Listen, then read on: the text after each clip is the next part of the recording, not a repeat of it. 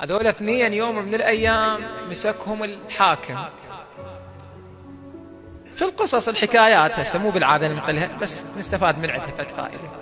مسكهم الوالي وصدر بيهم حكم إعدام اثنينهم، قالهم بعد 40 يوم وشنو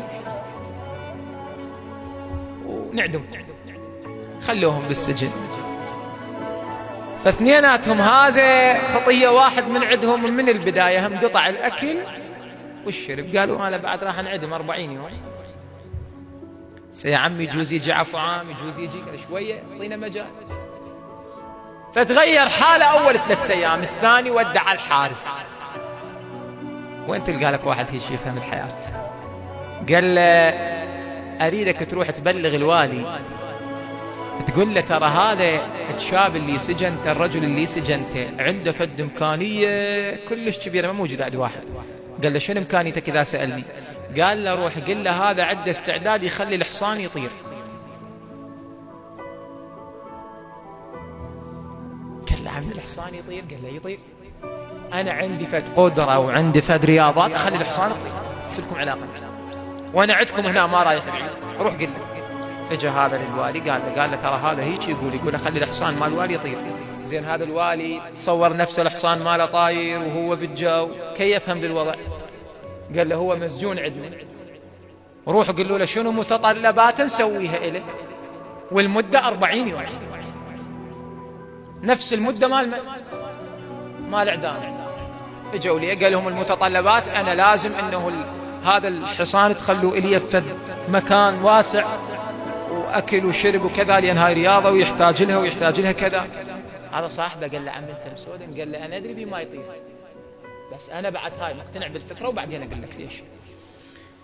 جابوه بعد هذا حصان الملك، خلوه فد مكان يا مولانا واسع، ويوميا الأكل الزين، الدجاج الزين، اللحم الزين جايبينه، وهذا ياكل ويركض ويا الحصان، ساعة يودي لغالي، ساعة يجيبه لهنا، وساعة.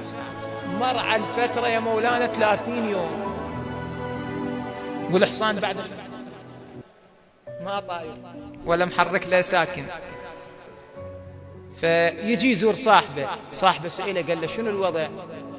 الحصان طار؟ قال له لا ما يطير الحصان. قال له شلون قلت لهم الحصان يطير؟ قال له شوف هي 40 يوم ونهايتها شنو؟ إعدام، أموت. فتخليني أنا سآكل وأشرب هن 40 يوم، المتتانة وأنا معدوم، والمات الحصان أنا ربحان بالقضية، والمات الملك أنا هم ربحان بالقضية. بعد على شنو شايل الدنيا على راسي؟ هي نتيجتها واحد وفي ماذا؟ بعد أنت مخلي الدنيا على راسك، راح تموت هسه أنت قبل ما يعدموك يا عمي. فشاهدنا يا آبائي من هالمعنى هذا، أكو ناس راح تموت قبل يومها بقد ما شنو شايل هموم الدنيا على راسك. ايش دعوة؟ انت خليها يم الله سبحانه وتعالى. الله كاتب لك تاكل تشرب غصبا علي وعلى امثالي. زين قال له موسى، قال له إلهي هذول شلون ترزقهم عبادي؟ قال له موسى أنا اللي أريد أرزقنا، ترى ما تقضني يعني لا جبال ولا بحار ولا ما أعرف شنو ولا حكام ولا ظلام. موسى روح للبحر، اضرب البحر بالعصا مالتك خليه ينشق، وانزل البطن البحر تلقى صخرة اضربها خل تنشق، اتباوع على يمين الصخرة وعلى يسار الصخرة وانت تعرف انا شلون رزقي عبادي. اجا موسى ضرب البحر، انشق البحر، دخل للبحر لقى صخرة ضربها انفتقت نصفين.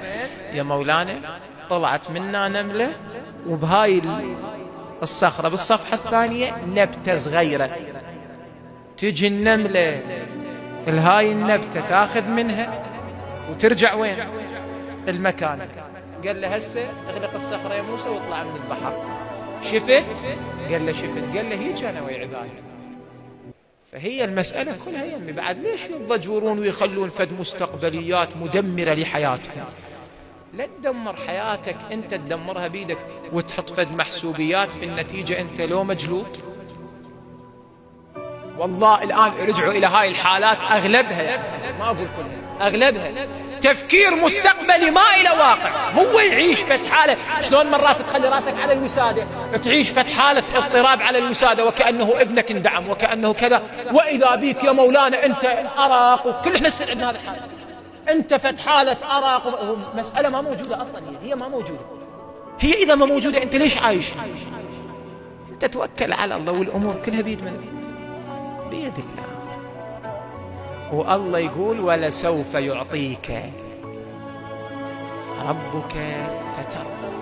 ينطيك، ولسوف يعطيك. هسه ينطيك، هسه ينطيك، بعد شوي ينطيك، باكر ما ندري ايش مدري. هي المسألة يمه.